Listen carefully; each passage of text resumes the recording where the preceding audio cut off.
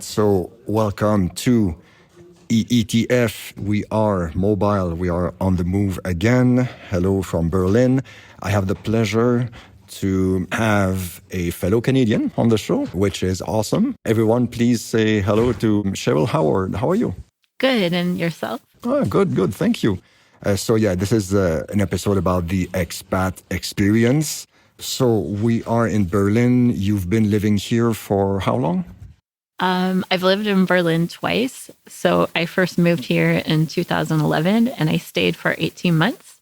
But then I needed to go back home to Canada for a couple of years. But the day that I left, I already knew that leaving was a mistake and it was Berlin is where I wanted to be.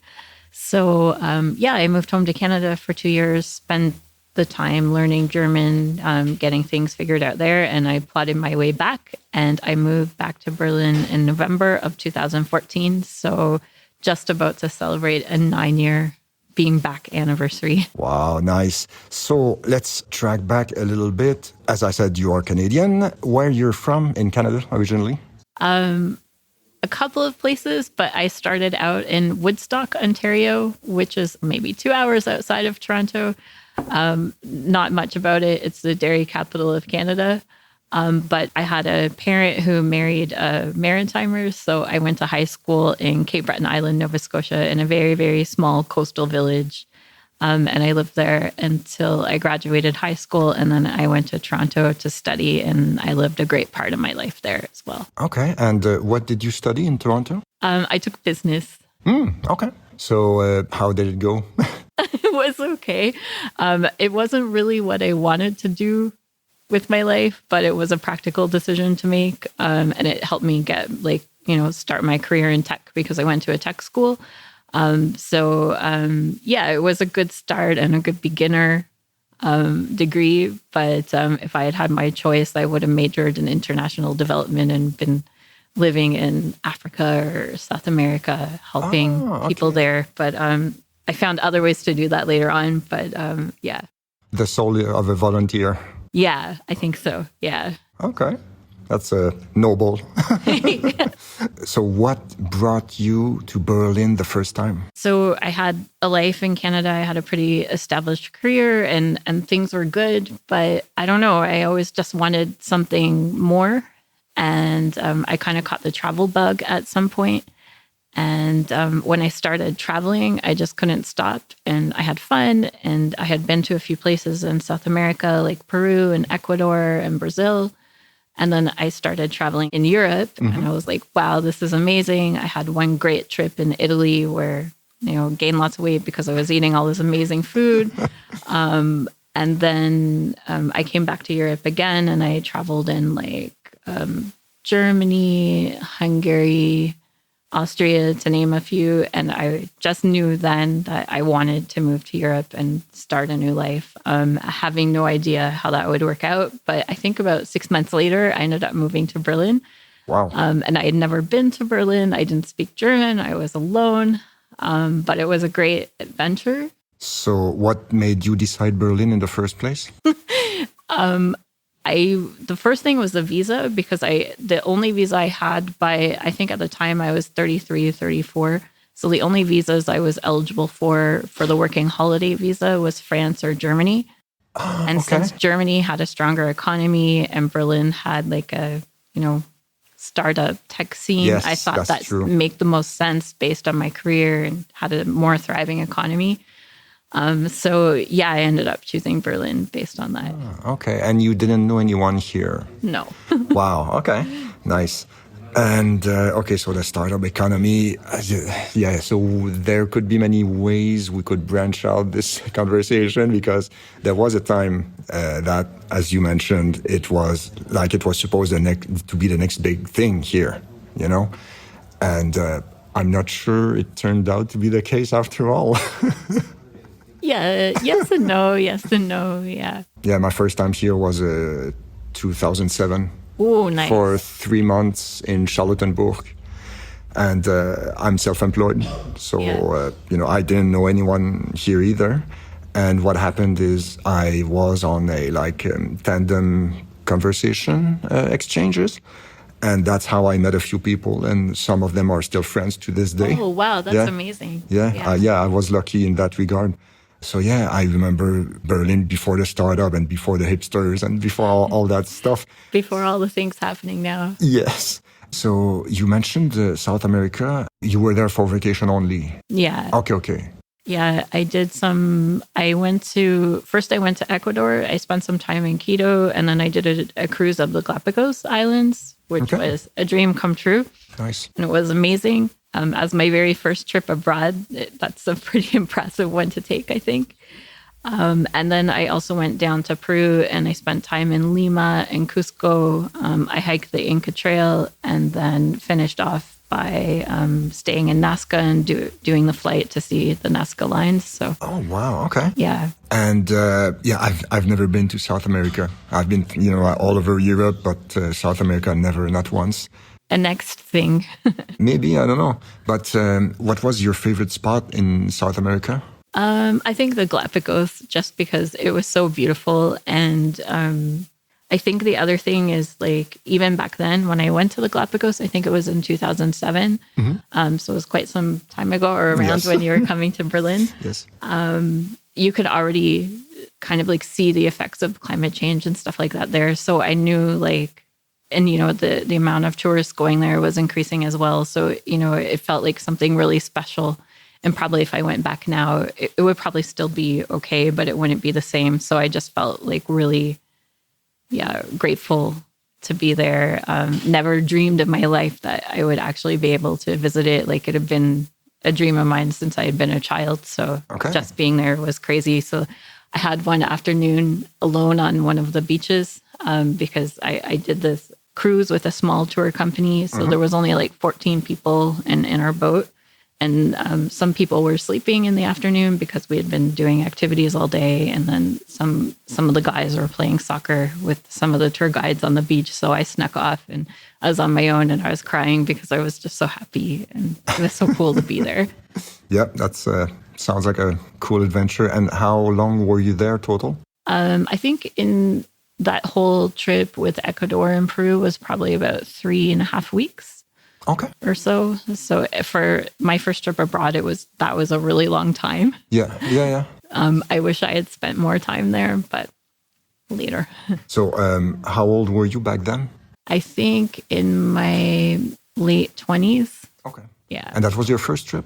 My first trip abroad, yeah. Okay. I mean, I had traveled to some parts of the U.S., but it was my first time going anywhere where I didn't know the language or I didn't know anything. Okay, so afterwards you went to Europe. You mentioned Italy. Yes. How much did you cover of the country? On the first trip, I spent some time in Rome and did like the classic sightseeing tours in Rome. So the Vatican, the Forum, the Colosseum, all of those things felt the same. Like, so amazed to just see those things that you've watched on TV or read about in books and actually seeing it with your own eyes. My first meal there was so amazing. I kept crying that whole trip as well. And it was always crying from happiness. It's really cheesy, but I just had this one meal where it was in September and I had some tomatoes on some kind of pasta, but the tomatoes had been baked and put into the pasta. And oh my God, it was so good. It was so hard to go home and eat food in Canada after that. Yes. But yeah, it was really amazing. So after Rome, I also did kind of like this culinary tour experience where I stayed in a small village a couple of hours outside of Rome.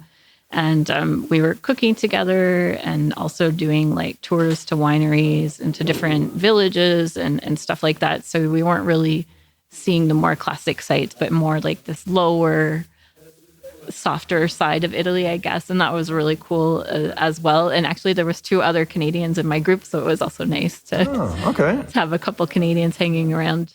So did you prefer, like I was in Rome a few weeks ago actually, and did you prefer the countryside or Rome itself? I liked both for different reasons. Usually I prefer city vacations anyway. But there was something special about, I think it was about spending a week long, going into these smaller places where it's just so different. Like even the supermarket, they only sell things that are in season. You can't get certain things every day of the year like you could in a Canadian supermarket. So it was just cool to like observe the differences. One village we stayed in, children went to school wearing smocks, like these kind of like gowns. Okay. And they play air raid sirens once a day to like commemorate like bombings during World War II. So it was just like being in a different time. That's crazy. Yeah. Okay, yeah. Jesus. So it was just interesting to observe like a different part of life there. And I also finished off that trip just by going down to the Amalfi Coast and staying in a few towns around there. And like Cinque Terre and Positano and those spots? Cinque Terre, I think, is more north, but this was a bit more south of Naples. But yeah, like Amalfi, Positano, and around in there. I've never been. It's really beautiful, but really crowded and really touristy. And you heard almost more English than Italian, but it was still worth going. But it was such an interesting, different perspective than, Rome, and then kind of being in the countryside for a week. And then what time of the year did you go? In September. Ah, okay. Okay, so let's track back to your first few weeks in Berlin. What was your approach? Did you focus on first getting a job or meeting new people, or? In my first 6 months here, I didn't want to find a job. I gave myself 6 months to find a job. Okay. And then if it didn't work out, I promised myself that I would move back. So in the first few months, I just slept in. I traveled around Europe. So I did another trip to Italy with some friends, came back to Berlin and met with another friend who was traveling in Berlin at the time. So like I was still somehow managing to see people that I know, even though I was here. Somehow. Yeah. And which was really cool. And I started going to some meetups and stuff so I can meet other people. I had a local bar. A friend of mine had told me, go to this one bar. It turned out to be really close to where I was living in Berlin at the time. And he's like, it's a really social bar. You can meet lots of people there. And I did. I made friends with some girls from there, with a guy that I dated for a while. And so, it helped me kind of make that first group of friends. Plus and also through blogging and social media, I met a lot of people. So I think I would say in the first while, it was mostly focusing on traveling and just meeting people and making connections. So you said you gave yourself 6 months, and then if it didn't work, you would go back to Canada. Yeah. Okay. Yeah. Because the money wasn't going to last forever. Yes. So yeah, I had sold my house in Canada a couple of years before, so I had a bit of savings, and that's what I came here with. But I mean, you didn't seem to feel much pressure. Like you still went to Italy and you chilled a little bit. There was no pressure at all. Okay. And then I started. I guess towards the end of the 6 months, I started thinking about jobs, and then I actually met a woman at a hamburger meetup. There was a weekly or bi-weekly meetup where a bunch of us would get together and try different burger places in Berlin and rate them. And I met this woman who happened to be looking for someone with my profile.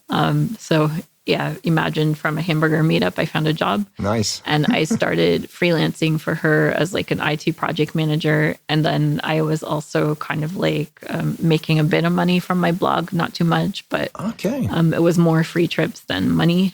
But I was also enjoying all the trips and experiences I was building up as well. So was it a travel blog? Yeah. Okay. Yeah.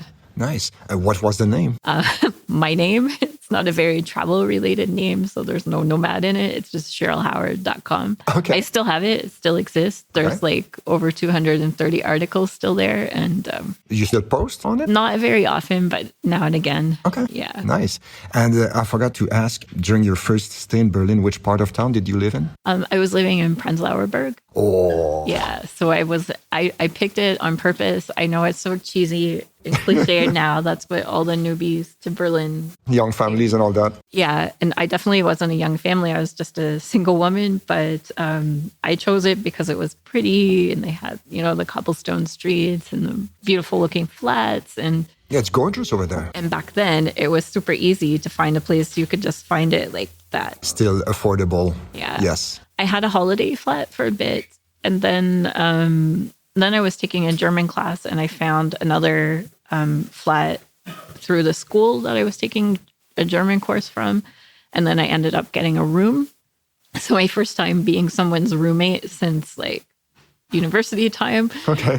But yeah, then I got a cheap room, which was also in Prenzlauer Berg, just like literally a few blocks away from the holiday flat that I had. So that first year and a half that I was here, it was like concentrated in Prenzlauer Berg. Okay, so now you have a job in Berlin. The year is 2012, 13. Yeah, 2011, 2012. Okay. And then that same year that I left as well was in 2012. So you did leave after all. Yeah. Okay. Any reason why, or just? Things didn't work out with work how they were supposed to. Let's just say that. Okay. And that was really disappointing. And I just didn't have the mental energy to search for a new job all over again or to go through the visa process again, because I had switched my working holiday visa to a freelancing visa, which had been approved. And I just didn't feel like hustling for new clients or doing that whole freelance life anymore. So, I just was like, okay, I just need some time to like ground myself. And so I went home and found a job. I had a job even before I got home, and, just started that. I arrived on a Friday and I started work on a Monday. So, I just went right back into the old life. Still jet lagged. Pretty much. So that was having partied my butt off the week before as well. Exactly. So that was back in Ontario, I'm guessing? Yeah, okay. In Toronto, yeah. Okay, Toronto. So that lasted for a few years, I'm guessing? Yeah, 2 years. And then the itch came back. Yeah, the itch started as soon as I got on the plane when I was flying home to Toronto. I was crying and I was like, oh no, I don't want to leave. I really don't want to leave. This city, huh? Yeah. That's what it does to you. Yeah, and I'd made good friends. I had like routine, and it's just, I needed a little bit of stability for a while. And so being at home again in Canada was helpful, being close to my family, also just having a stable job and not worrying about freelancing. I've learned from that experience that I'm not meant to be a full-time freelancer.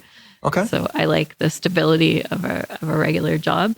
Okay. So when I moved back, I had a job before I came back to Berlin. There was like no way I was moving back without a job. So. And all this, going back and forth between Germany and Canada.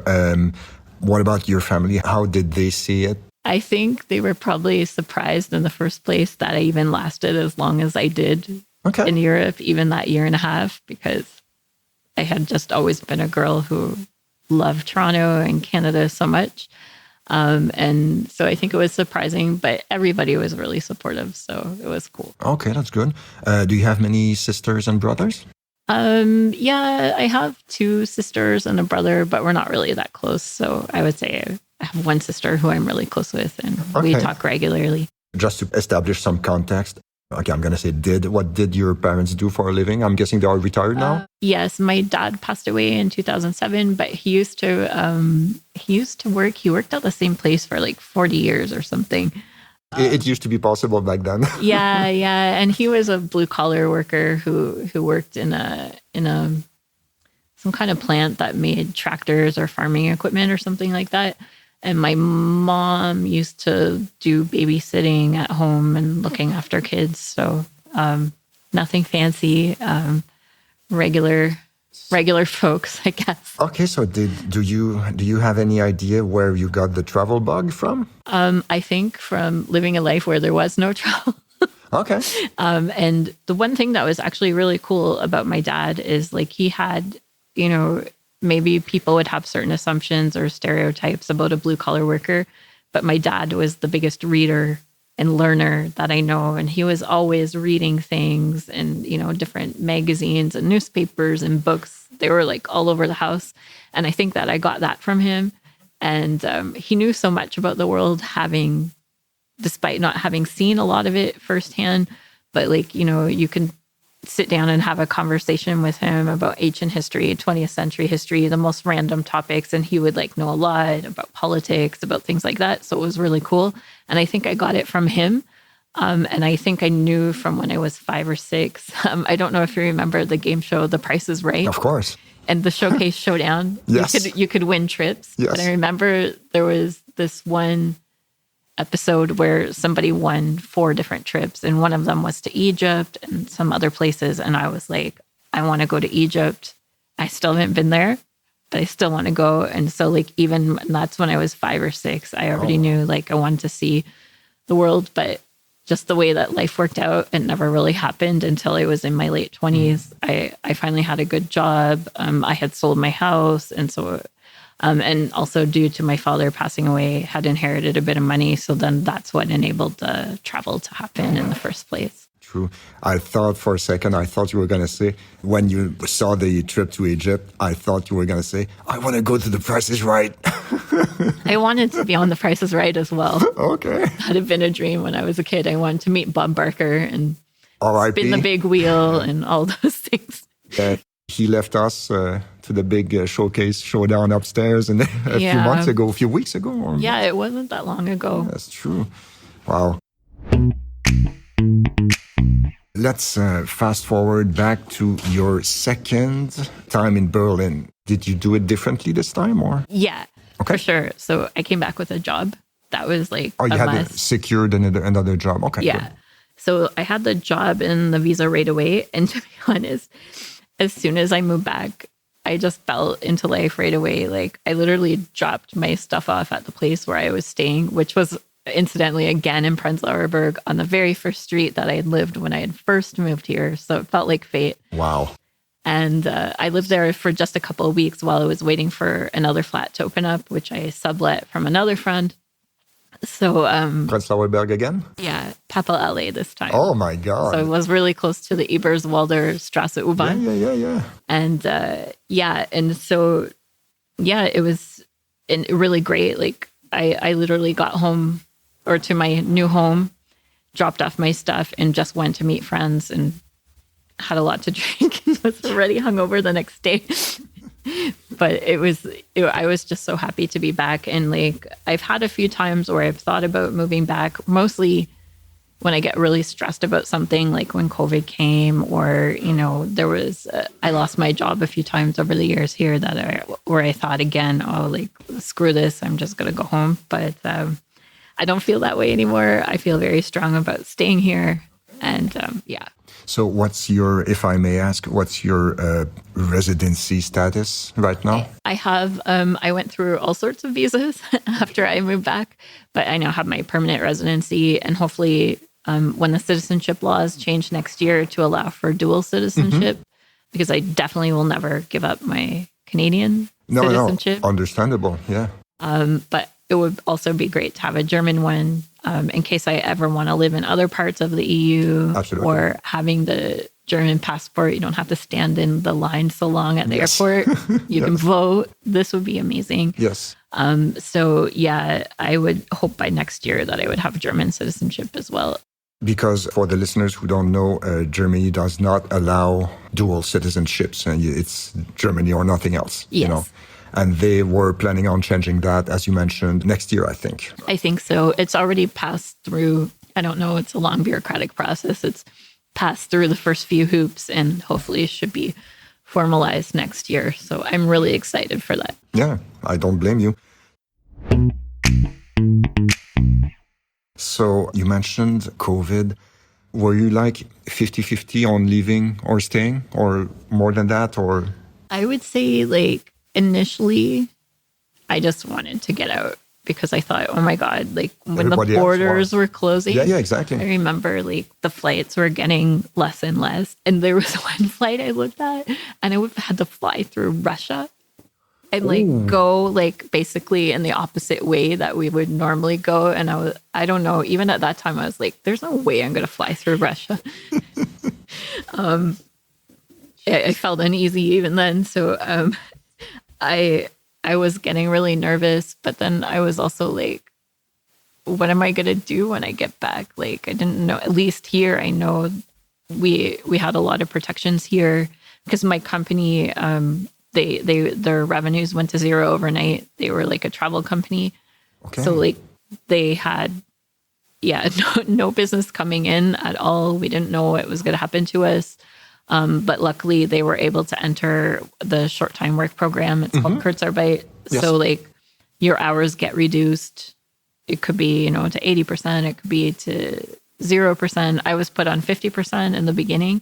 So it was super weird, like work for 4 hours a day, get less of a salary. And that kind of went on for a while, but then things kind of settled after a few months. And then I started looking for a new job because living on a reduced salary wasn't, well, it was great and it got me through that time. It wasn't sustainable for me long term. So like I just moved to a company that wasn't impacted by COVID and started a new job. Okay, so you did okay after all. Yeah. The first part was really hard because, I was really leaning towards coming back because I'm like, oh my God, I'm here alone and this big scary thing is happening. And in the beginning, it was really scary. It's not like, or at least I don't think I've lived through a pandemic before. So it was very... I don't think anyone has. Strange. Unless you were like 100 years old and you remember the Spanish flu of 1917 or something. Maybe my grandparents. Yes. But it was really scary and, like lockdown and stuff. It was a lot to handle. But in the end, I'm glad that I kind of persevered and pushed on and that I stayed because I know I would have regretted it. And my heart belongs here. So no, I get it absolutely. And so after that, okay, so your current status is you're still employed by the same company that you switched to right after COVID started, or no, you have something else going on? I switched again. Yes. So one of the things that happened actually when I moved back in 2014 is like I couldn't keep a job for very long for reasons all beyond my control. But the first place I worked for just ran out of runway. It was a really small startup and they couldn't really pay us anymore. They weren't sure if they were going to get sold. So I just quit. I found another job and I was at that job for less than 3 months before they laid off my whole team. So I found myself unemployed again. I found another job and I managed to stay there for 18 months when they started laying off people. Jesus. So somehow I was like, oh, maybe I'm a curse. Yeah. And then finally, I found the job at the company that I was working at during the pandemic. And I think I ended up staying there for 3.5 years. So finally got a bit of a chance to get more settled. And while I was working there is when I got my permanent residency and everything. So it made switching jobs easier. Then, I found a new job working for a music company in Berlin. It was great. But again, they started having some financial issues this year, with recession and all the other things that have been happening. So it was like, okay, I'm not waiting around to get laid off. So I found a new job and I just started on September 1st. So It's still new. I'm just finishing my second month, but it's great so far. Do they have probation here? Yeah. Okay. How long is it? So the probation period is 6 months, and it's kind of the scary time because you could quit the company with only 2 weeks notice and they could let you go with only 2 weeks notice. But if I pass probation, then that's it. If they want to lay me off, they have to pay me for 3 months because my notice period is 3 months, which is unheard of in Canada. I know. So it's one of the things I love about Germany. 3 months is a really long notice period, but it gives you so much more financial security. For sure. And at least I can sleep better at night thinking like, okay, even if the company went to pieces tomorrow, they still have to pay me for 3 months. And even after that, unemployment kicks in. So, you're okay. You can feel a little bit safer. Yeah, that's true. Okay, so then you also have something else going on, and we can talk about that a little bit. You are a career coach. Yes, my side hustle. Yes. As the kids call it these days, I think. I don't know if that's the right word. I can pretend to be cool. So yeah, like I had my travel blog for a really long time, the one I mentioned before at my SherylHoward.com, my not so original travel blog name. And I also was writing a lot of content about living in Berlin. So I had just been sharing my personal experiences, like what it's like to find a job, how to make friends. And those two particular topics were really actually led to a lot, which was really cool. So the first one was make friends in Berlin is myself and a friend of mine from the US, we started a meetup that was not very originally named either, but it was called Make Friends in Berlin. Okay. And we used to host monthly meetups all over the city at really cool venues and just bring lots of people together because I found out from writing that article that a lot of people arrive here and feel lonely. Yes. And want to connect with others. So we had that. And we also had a Facebook group where people could connect with each other and just arrange meetings. So we saw a lot of friendships form out of that. So I already had like some experience writing content about living in Berlin that seemed to be liked by Google. So that was cool. And then during the pandemic, I was getting more and more thinking about like helping people find work because at the one company that I've been at, I spent the greater part of a year helping to hire different people into our department and into my team. So I'd got to see it from the other side because I'm the person who had to find a new job like 5,000 times, or felt like 5,000 times. So I knew that side of it, but then I got to know the other side of it as a hiring manager and just, seeing and also knowing how hard it is for foreigners to try to find work here. And you see all the different mistakes that people make in their job applications or during the interviews. Such as? Like we kind of had some funny ones. Like a lot of people, I don't really agree with it, but a lot of people in Germany put photos on their CV. Isn't that the standard procedure? It is still the standard procedure. It's slowly starting to change. Okay. And people have different views about it. This wouldn't fly in North America. Not at all. Yeah. Because, I think it lends to so much discrimination. And I've definitely even had that confirmed when we were interviewing candidates. You could see, somebody be like, oh, don't hire them. They're too old. Or don't hire this person. They look weird. Just like really, really terrible when you think about it.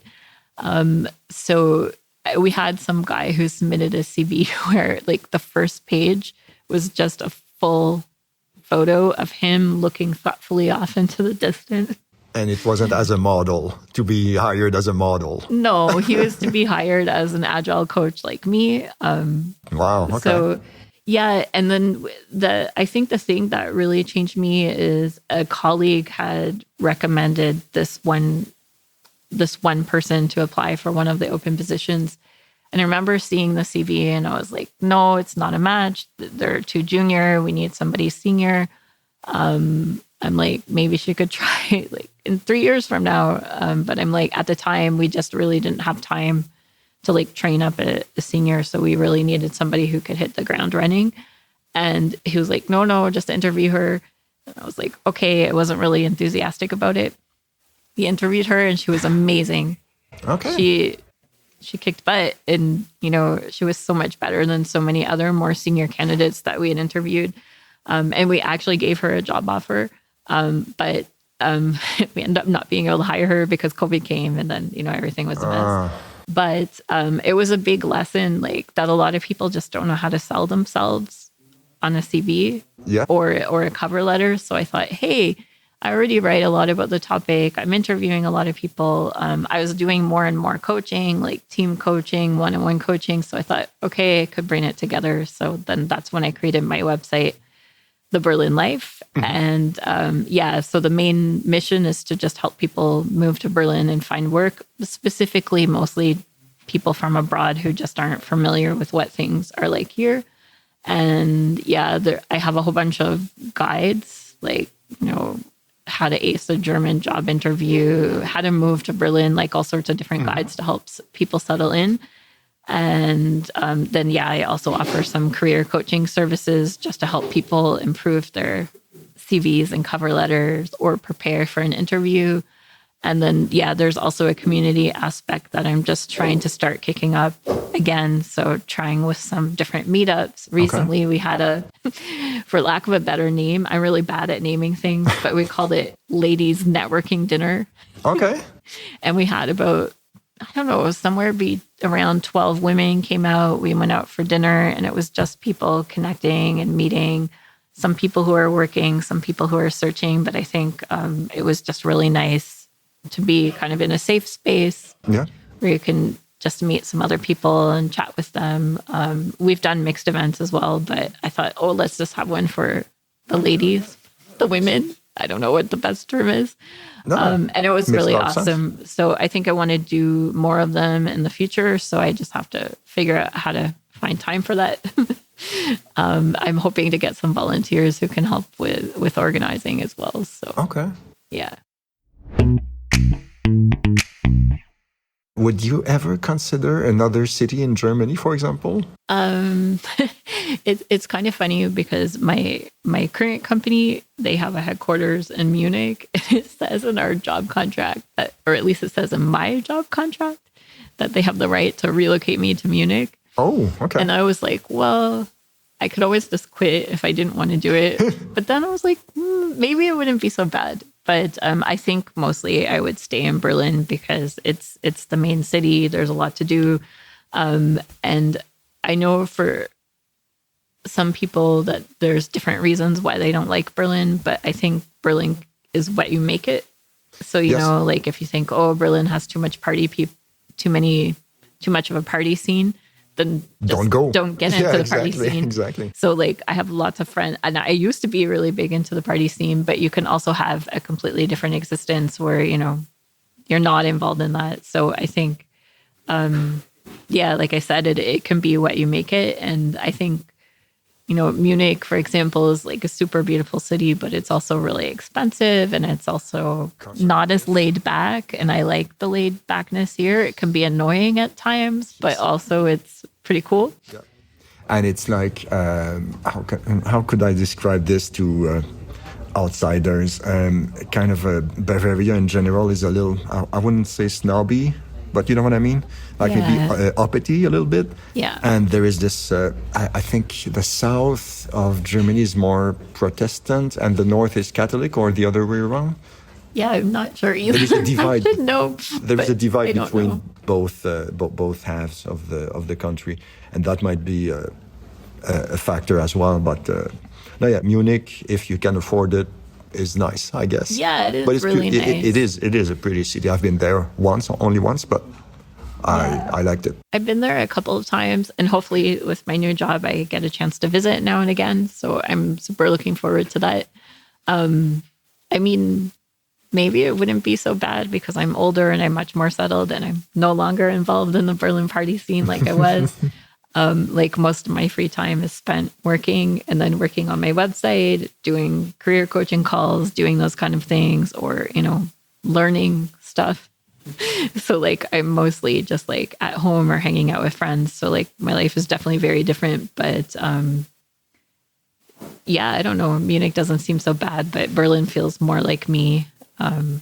And any other cities in Europe that would catch your eye? Maybe not for living, but definitely for visiting a lot. I really love Budapest. Yes, good job. Everything about Budapest. It's first of all, it's so beautiful. The river, all the different, the architecture is stunning. Like it doesn't feel real when you're walking along the streets. And you know, the baths, the food, the wine, I could go on and on. I love it. I make sure I go back at least once or twice a year. And yeah, I feel like it's my favorite European city after Berlin. And it's pretty awesome. And Hamburg is good. If I was to really choose a German city, I think it would be Hamburg because also it's by the sea, kind of reminds me of living by the ocean. It's also a really cool city and really beautiful and maybe a little bit more grown up than Berlin. Yeah. I see what you mean. Yeah. Yes. I've been there only once, but liked it.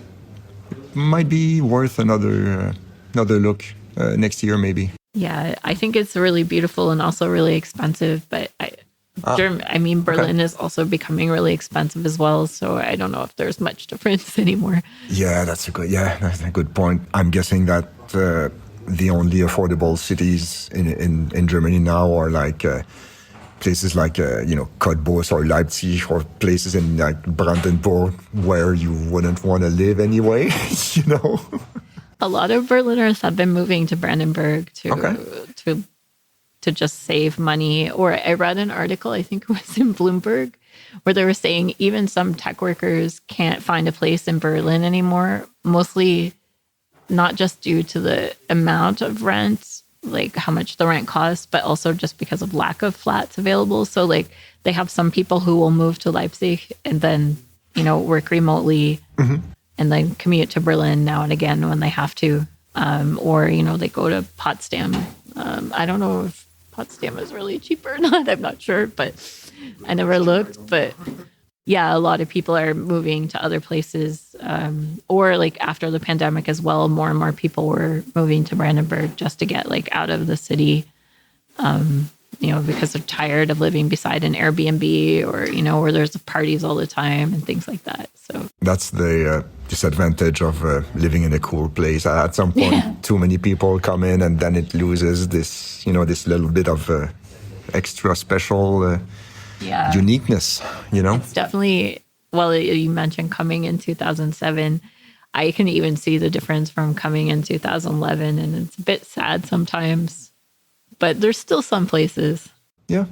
You just have to look a little harder, maybe. Yeah. And I remember, for example, I wouldn't even, like, when I do all my interactions here, for example, if I go to a shop or something, I'll do it in German, even if that's difficult sometimes, and still, not an option. And in 2007, it was definitely not an option, because like if you walk around here, you're gonna hear a lot of English, and some parts of town, even here, you're gonna, like, if you go to a cafe, the person there will answer to you in English first. That happened a couple times. Yeah, and it's surprising at first time.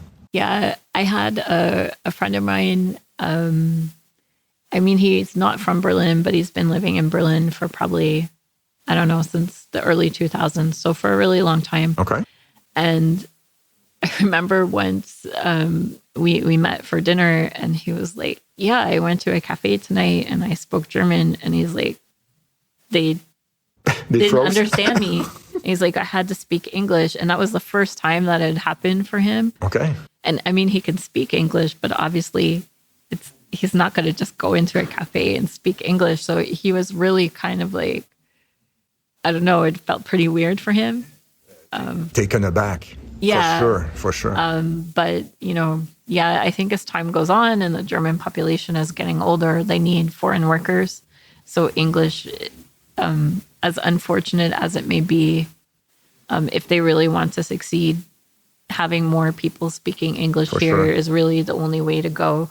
I also advocate for people learning German, but a lot of people don't always want to come here because they don't want to know German, or the bureaucracy is too much. But the language thing is definitely a barrier. Yes. So I see more and more with time, especially with younger people coming into the workforce and younger Germans, more and more English is going to be spoken. And I know they floated it out there. I don't know which party, I think the FDP or something, recommended making English a second language in Germany, an official language. Really? That was very scandalous. Yeah, that must have been. I think it will happen at some point, but I think it will happen slowly because, I don't know, it seems like a big ask to ask an entire population and people to start speaking English. Like, if we're going to be caring for like the older people in the retirement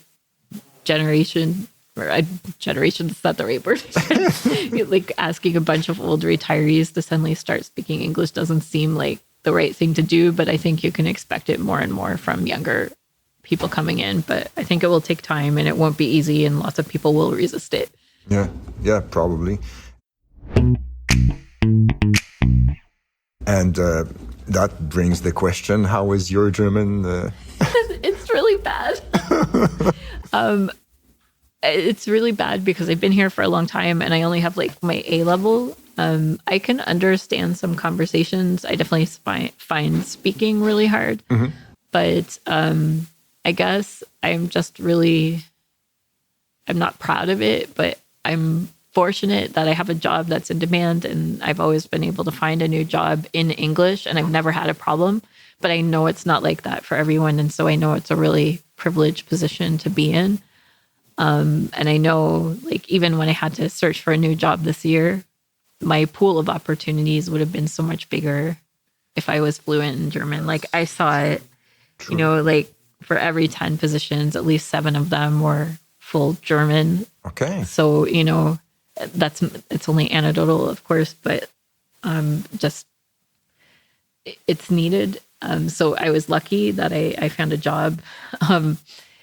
And yeah, so it hasn't been so good because, or not, sorry. I just haven't made time for learning it. I think that's the simplest reason. So yeah, I'm not proud of it, but like, you know, I work 8 hours a day, then I work on my website.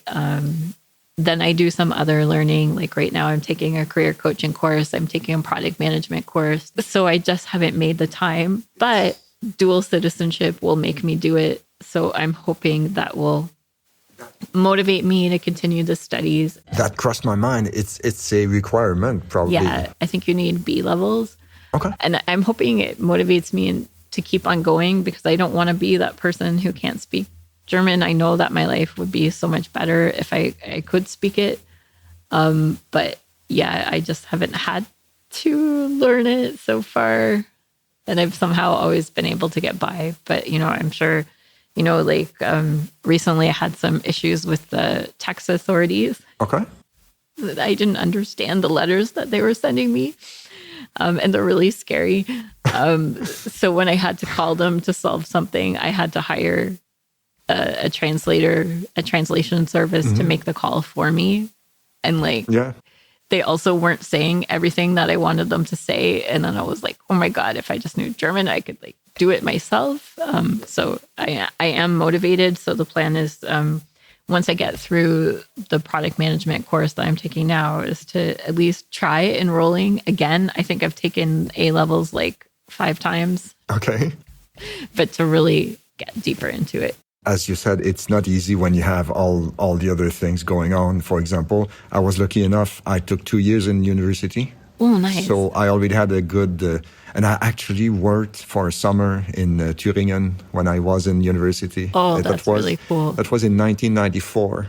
That was 4 years and a half after the fall of the wall. Okay. And I was like living with a host family. And the guy was still a committed socialist. And I remember arguing with him about it. Nice. Yeah. That would have been pretty cool, though. Thüringen, Jesus. It's like how can I say, like for North American audiences, I could compare it to like maybe some hillbilly place in Western Virginia or something, you know? So, yeah. Oh my God, yeah. Yeah. Yes. Okay, so what do you see past the citizenship step? What do you see for you for the next few years? Still trying to figure it out. I think I just want to continue. For sure, like my biggest focus will be learning German, getting the citizenship, and then mostly just really continuing developing my career. So, you know, I'm also getting older and thinking about how I want to spend my future. So I want to maximize my income earning potential while it exists. I hope that I'm not one of those people who's working until I'm like 85 or something else. So yeah, I just want to continue focusing on the learning. So I definitely going to like try to pursue like a professional coaching certification, which is a bit expensive. So I have to, set aside the time and the funds for that.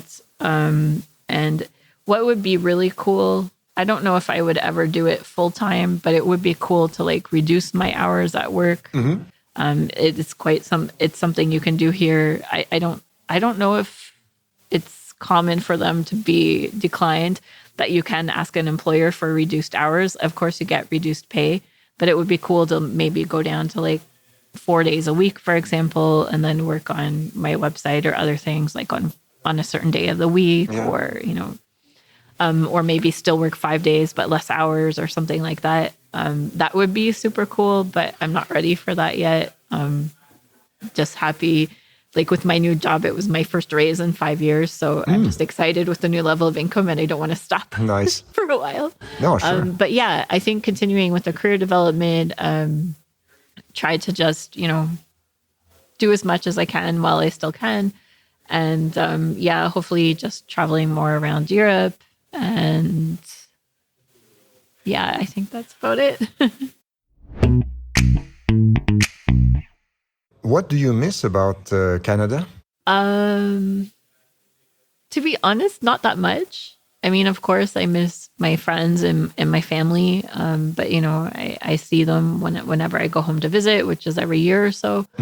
But I guess I miss the friendliness. I don't enjoy all of the friendliness, but I do miss the friendliness. Like usually, like as soon as I land in Toronto, I take the train into the city and I always end up talking to someone on the train or a taxi driver or someone else. Like everybody's just so friendly and just like laughing and it's easy. So I like that. And of course there's friendly people in Berlin as well, but there's also a lot of people who aren't friendly or like get yelled at or, The Berliner Schnauze. Yeah. I mean, for our listeners, Schnauze means snout, literally. And it's like gruffiness, if you could compare it to maybe not New York, but it's kind of a... and people just yell at you for things. Yes, and they like to stare as well. Yeah. Okay, so if you want, we can conclude with a few. I have my list of weird questions. Okay. I'm calling them the quick and quirky questions. Okay, I can ask you a few if you want. Yeah, sure. All right. So let's start with, would you rather speak all languages or play all musical instruments?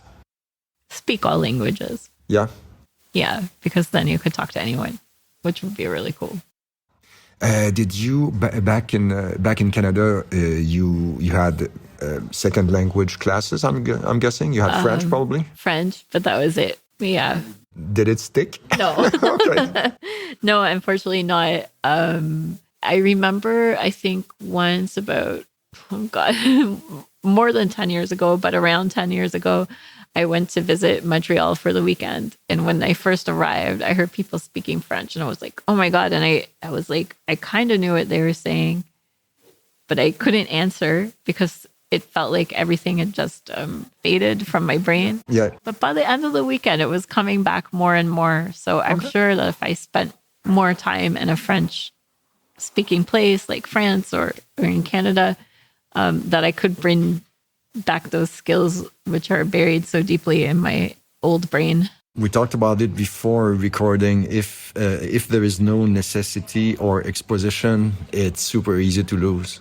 Yeah. And that's not your fault. That's just it's. I know it sounds like super cliche, but it's like a muscle. And sometimes it's super difficult to practice. Yeah. Yeah. And it's kind of sad because like towards the end of high school, I think at the end of grade 11, going into grade 12, like I took it all the way from grade 4 until grade 12. So like I did spend a lot of time with the French language, but I finally got over like, I guess there's like, I call it like a hump where like I was getting so frustrated and I felt like I wasn't learning, but then all of a sudden it became easy and like I could carry on conversations. Okay. I wouldn't say that I was fluent or anything, but I felt like excited, which I haven't achieved that with the German language yet. But I feel sad that I kind of lost that because it felt great and it was cool to express myself in a different language. But yeah, someday, maybe. Someday? German first. Yes. No, no, yeah, absolutely. And it's completely understandable. Next question. If you could get a ticket to any show or event, music or sports, what would you want a ticket to? Any era? Okay. Oh, wow. I'm not sure. I guess I don't even really like them that much, but I heard that they're great to see in concert. And of course, I know their songs and they're still live, thankfully. But I would like to see the Rolling Stones once just to say that I did. Okay. Because I heard that they give a great concert. And of course, I know some of their music. But like I said, I'm not the biggest fan, but I just think it would be cool to attend and be part of the audience and to experience their performance before we start losing them. Yes. And well, they are beyond iconic, so it's understandable for sure. Okay, so next question. What scene from a movie scarred you for life? Oh my goodness. I've watched a lot of movies in my life. I'm trying to think about one that I regretted.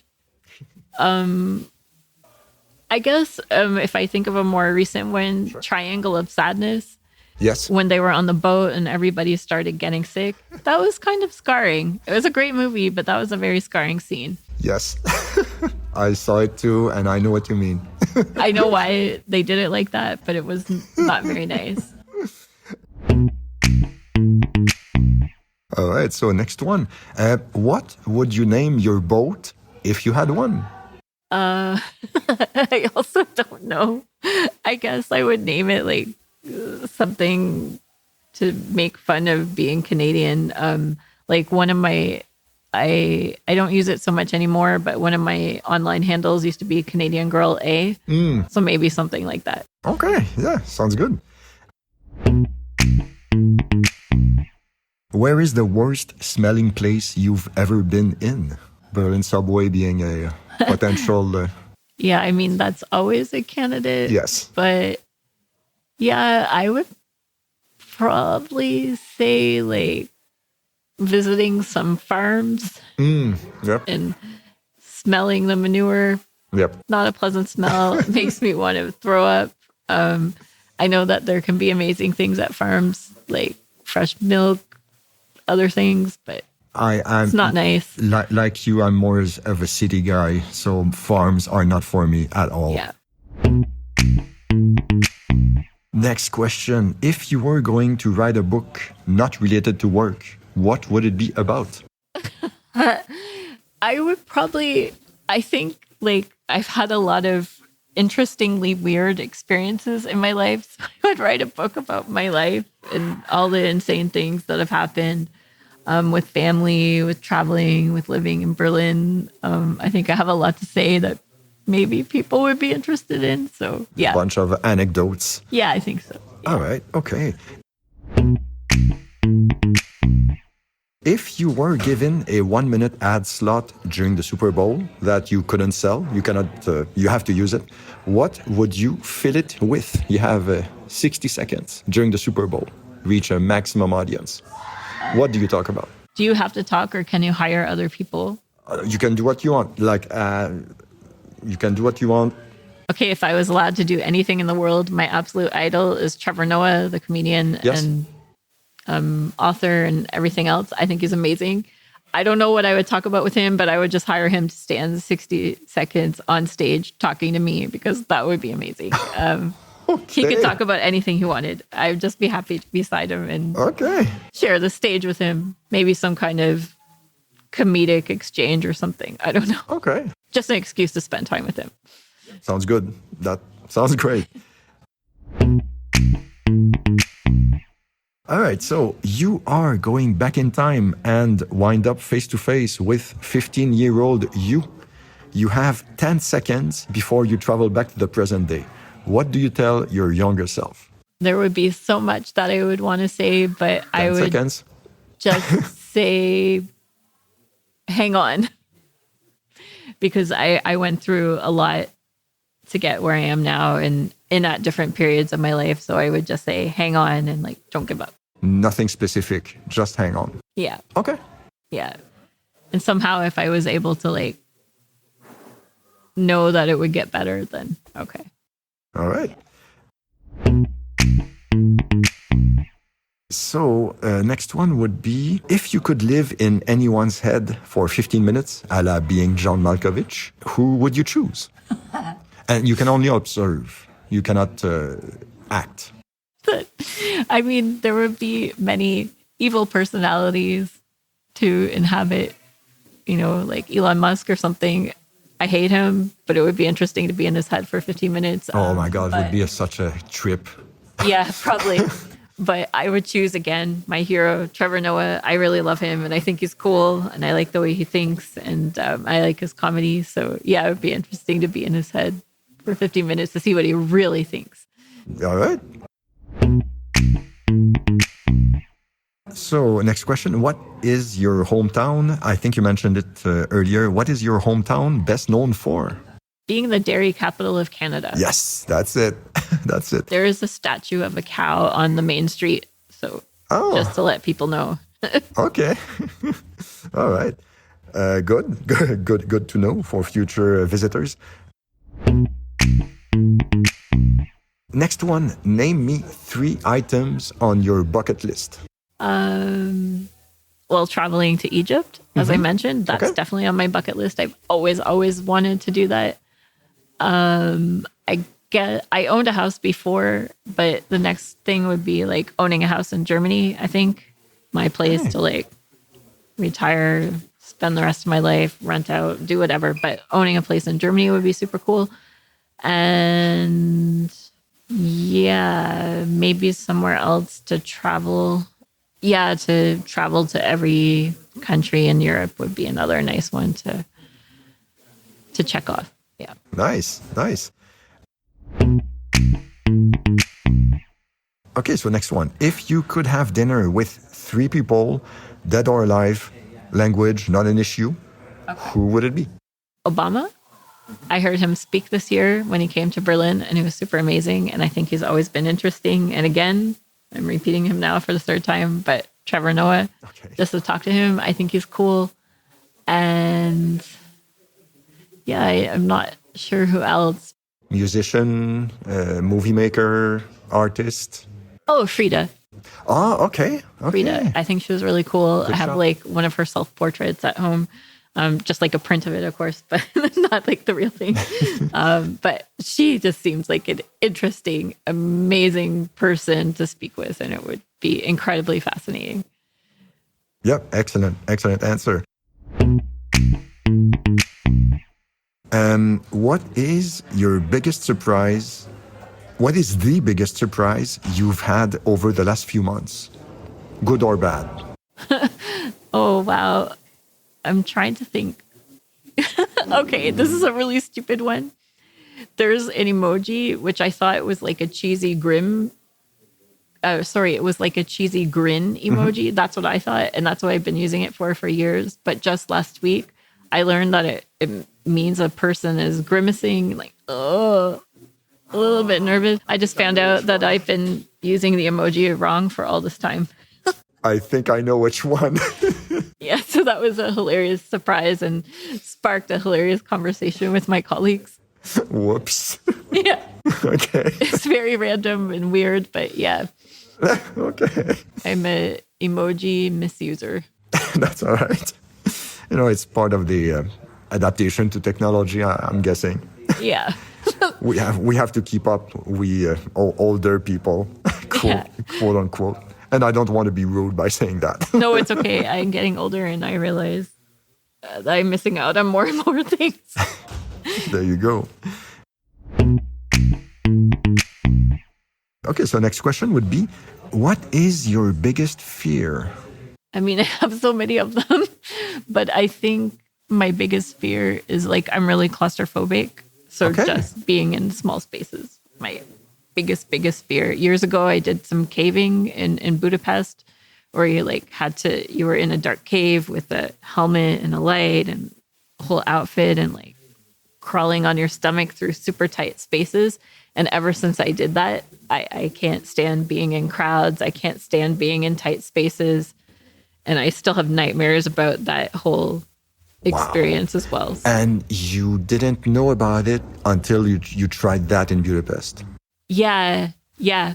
Because I also thought when I booked the experience that it was just walking through a cave. Yeah. I didn't realize that it would be like getting on your stomach and wiggling through. But usually they would mention that in the description, You would think. I booked it at a hostel, and the guy was like, "Just do it. It's really fun." And I think Fun. he likes doing caving. Apparently, does it with his kids. They can squeeze through anywhere. Yeah, like if you're a bit bigger, you can't do it. So like the size of me, even the size of me now and the size of me then, I would not do it at all, because there was times where like you were squeezing through like really tight vertical spaces. So like you could at least kind of like walk through them, but you could feel, you could feel like the rock. It was like mostly limestone. You could feel it on both sides of you, and it was tough to get through. But the worst one was we got into one room and I thought, okay, I guess we're just going to be turning around and going back. It was not that. They pointed to this little tiny hole on the floor, and like you literally had to get on your stomach and shimmy through this hole. And it wasn't like straight. When you went through, it went up and to the right. Jesus. And so like, it was the worst. Even just thinking of it, I just hate it. So, and I was staying in a hostel at the time in a room with like 7 other people. And like, I woke everybody up that night because I had nightmares over and over again. And I woke up screaming and crying, and I will never, ever do it again. I have been in caves since then, but I always make sure that it's like, you can walk through them, you can swim in them, but nothing involving that experience. Wow. So I then found out I'm not an adventure junkie in that sense. Okay, but like, I'm wondering, what if someone cannot fit through that hole? They're going to have to go back or wait for somebody to retrieve them. If you like, they teach you, like, for example, like to not pull like using your arm, but to like push yourself up using your leg, but like if you break a limb, you could be stuck there for hours before somebody can come and get you. And so I kept thinking of that like the whole time. And like, I was such an idiot for doing that. And I almost chickened out, because at the beginning I was like, oh no, I'm not going to do it. I'm going to just go back up. I don't care. I'll pay. I'll just like wait for you all to come back. But somehow I still did it. My biggest regret. Well, I mean, you powered through. You did it. Yeah, with lifelong trauma. Well, there's that. Yeah. Some people really love it, but like I also even found it with crowds, and it never used to bother me. But like I was in a Berlin club for New Year's. I don't know, I think one of the New Year's just before COVID, I think the last New Year's before COVID, or the year before that, I don't know, all the time runs together now, but I was at a nightclub where I think they just let in too many people, and like we couldn't move on the stairs, and it was a multi-floor nightclub. Okay. And just couldn't move on the stairs because there was so many people. And after like a few minutes, I just started freaking out. And I was like, if I don't get out of here, like I'm going to lose it. And I think my friends were like really shocked, and they were like, wow, we didn't know that you were like also claustrophobic in crowds. And I was like, yes. I think COVID changed a little bit about that. Like I really don't like crowds anymore. And I went to the Hertha match on Saturday, early afternoon. And at times, even though like there were only 35,000, so the half-packed stadium, and there were a couple of times that it got really noisy. And I really don't like loud crowds anymore. Yeah. I don't know, like... Yeah. Maybe it's age. I don't know. Yeah, maybe. Jesus. Yes. Okay, so 2 more questions. Okay. Are you good for it? Yep. Yep. Okay, all right, let's do this. What is your fork in the road moment, the pivotal moment of your life? I've also had a few of them, but I think the biggest one for me was probably when I came back to Europe for a second time. And I was, I had been thinking about moving here, but it was during that trip that I really knew that I was finally going to leave Canada and move to Europe. And I was walking over the Charles Bridge in Prague. Yes. And it was night and it was snowing and it was just super beautiful. And you could see the castle and the river and everything else around. And I just felt so happy. And it was something that I hadn't felt a lot before that.